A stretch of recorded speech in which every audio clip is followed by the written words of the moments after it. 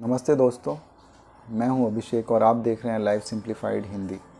और ज़ेन योगा की इस सीरीज़ में आपका फिर से स्वागत है। और आज मैं आपसे डिस्कस करूंगा चैप्टर 1। इस चैप्टर का नाम है mind and thinking and how both drift.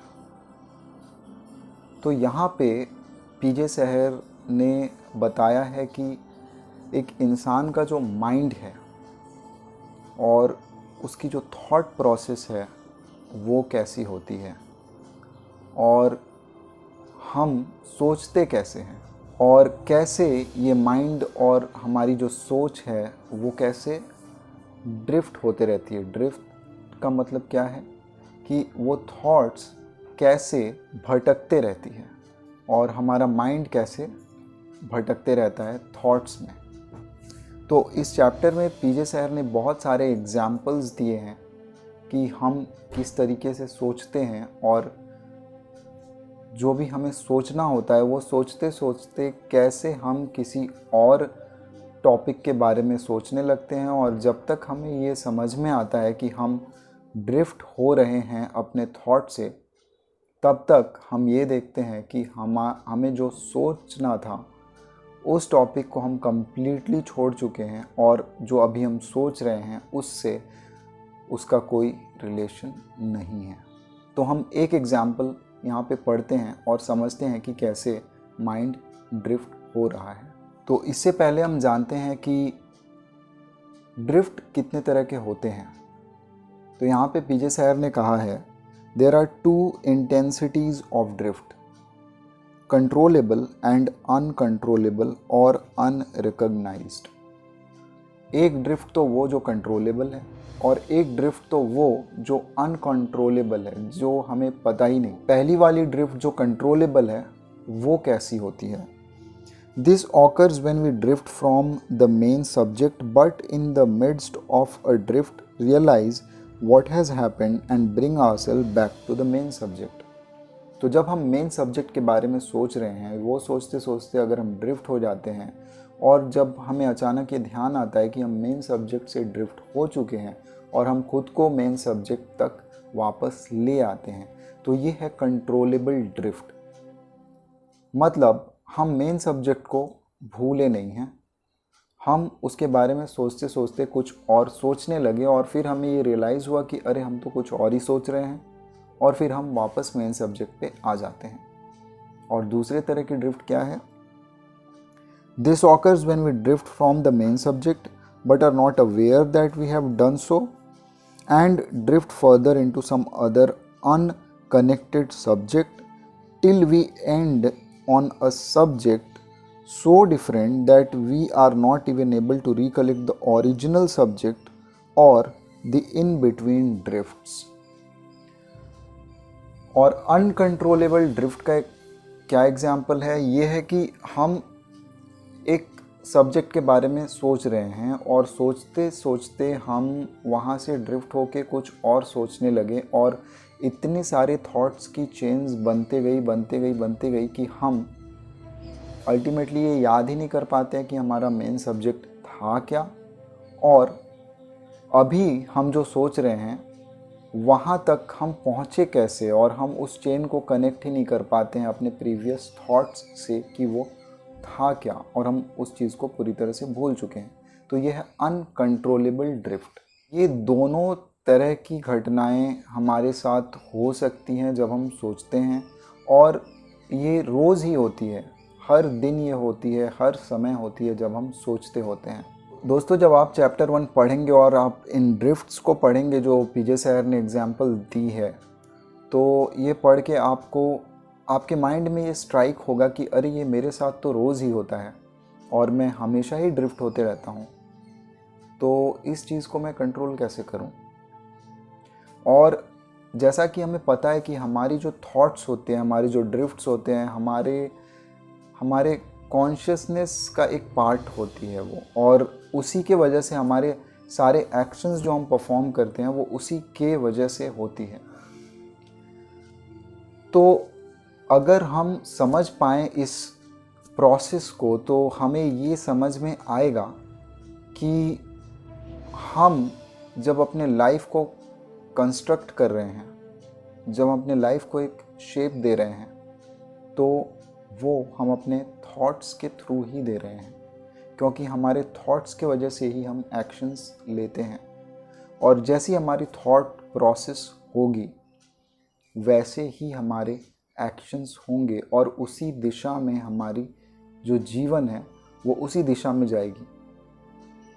इसलिए अगर आप अपने जीवन की दशा और दिशा के लिए किसी और को जिम्मेदार ठहराना चाहते हैं तो उसके पहले ही आपको सोचना पड़ेगा कि आपकी थॉट प्रोसेस क्या है।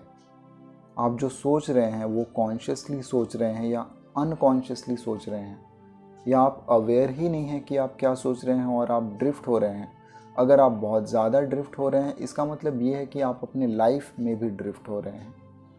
इसका मतलब ये है कि आप कंट्रोल नहीं कर पा रहे हैं अपने लाइफ को, अगर आप अपने थॉट्स में बहुत ही ज़्यादा ड्रिफ्ट हो रहे हैं। और अगर वो कंट्रोलेबल ड्रिफ्ट है तो कहीं ना कहीं तो आप फिर ट्रैक पे आ सकते हैं, लेकिन अगर वो अनकंट्रोलेबल है तो फिर आपके लिए ट्रैक पे आना बहुत ही डिफ़िकल्ट हो सकता है, लेकिन ये इम्पॉसिबल नहीं है। अगर आप जूझ रहे हैं अपने माइंड के ड्रिफ्ट से तो आप इस चैप्टर को बहुत ही अच्छी तरह से पढ़ें, तो आपको समझ में आएगा कि हमको अपने ड्रिफ्ट्स को कैसे हैंडल करना है।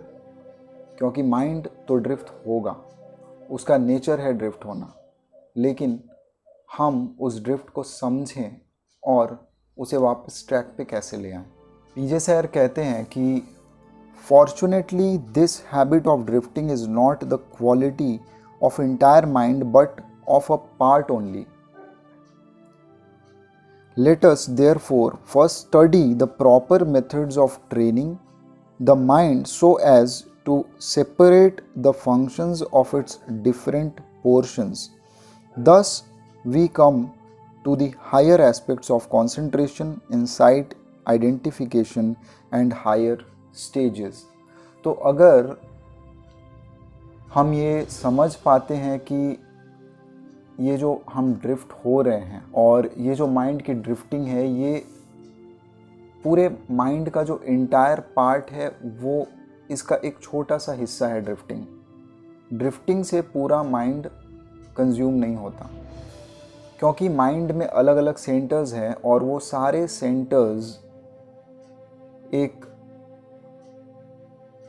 सिंक्रोनाइज्ड वे में काम करते हैं। जैसे IESM है तो ये IESM मिलके काम करते हैं, और जब आप ड्रिफ्ट होते हैं तो ये आपके माइंड के उस क्वालिटी को बताता है कि आप कौन से सेंटर में ज़्यादा समय व्यतीत कर रहे हैं। क्या आप I सेंटर के थॉट्स के साथ ड्रिफ्ट हो रहे हैं, क्या आप E सेंटर के थॉट्स के साथ ड्रिफ्ट हो रहे हैं, या आप S सेंटर की थॉट्स के साथ ड्रिफ्ट हो रहे हैं। तो अगर हम अपने ड्रिफ्ट्स को ऑब्ज़र्व करें तो हमें ये समझ में आएगा कि हमारा माइंड किस दिशा में ड्रिफ्ट हो रहा है।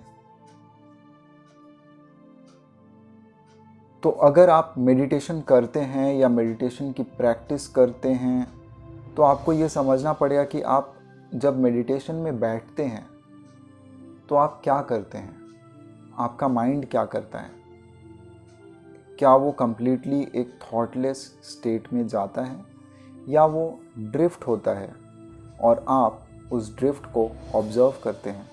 तो हम जैसे लोग, जो एवरेज लोग हैं, जो क्रिटिकल सर्टेन स्टेज तक पहुँचे नहीं हैं, क्या वो मेडिटेट कर पाते हैं, या वो मेडिटेशन के समय बैठ के आँख बंद करके अपने माइंड के थॉट्स को ड्रिफ्ट होते हुए देखते हैं। क्योंकि मैं जब मेडिटेट करता था तो मैंने ये महसूस किया है कि इनिशियल स्टेजेस में मैं भी अपने माइंड के थॉट्स को ड्रिफ्ट होते हुए देख रहा हूँ, और मैं ये समझ रहा हूँ कि मैं तो मेडिटेशन करने की कोशिश कर रहा हूँ, लेकिन मेडिटेशन तो एक्चुअली ये है नहीं। मेरा तो सिर्फ माइंड एक थॉट से दूसरे थॉट पे जा रहा है। लेकिन जब मैं ऑब्ज़र्व कर रहा हूँ उन थॉट्स को तो वो थॉट्स डिज़ोल्व होते हैं, और जब आप और कॉन्टेम्पलेट करेंगे उन्हीं थॉट्स के ऊपर तो आपको ये समझ में आएगा कि आप कौन से सेंटर से सोच रहे हैं, आपका कौन सा सेंटर एक्टिवेटेड है, कौन सा सेंटर आई, ई या एस, कौन सा सेंटर डोमिनेंट है। तो दोस्तों पहले चैप्टर में ड्रिफ्ट्स के बारे में इतना ही। हम अगले चैप्टर जो कि चैप्टर 2 है, वहाँ पे हम ड्रिफ्ट्स के बारे में और बात करेंगे और हम ये बात करेंगे कि हमारे जो ड्रिफ्ट्स है वो हमारे बारे में और हमारे माइंड के बारे में क्या बताते हैं। तो आज के लिए इतना ही। नमस्ते, मिलते हैं अगले वीडियो में।